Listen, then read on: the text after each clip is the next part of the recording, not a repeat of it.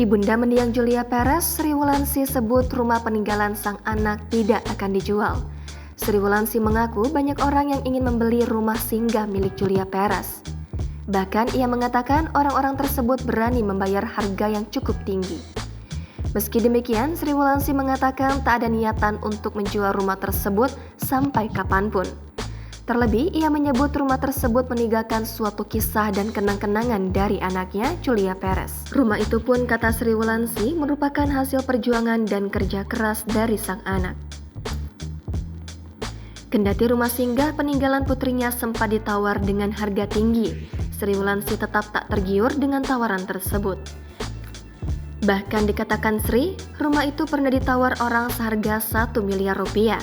Namun tak terbesit dalam pikirannya untuk menjual rumah peninggalan wanita yang akrab disapa Jupe itu. Sebagaimana diketahui, Julia Perez meninggal dunia pada 10 Juni 2017 silam. Wanita yang akrab disapa Jupe itu meninggal dunia akibat kanker serviks yang dideritanya. Jupe pun semasa hidupnya mengumpulkan pundi-pundi rupiah untuk membuat rumah singgah yang diperuntukkan orang-orang penderita kanker. Sayangnya, tak lama setelah rumah singgah tersebut jadi, Jupe meninggal dunia. Rumah singgah itu pun dikabarkan terbengkalai pasca meninggalnya mendiang Jupe.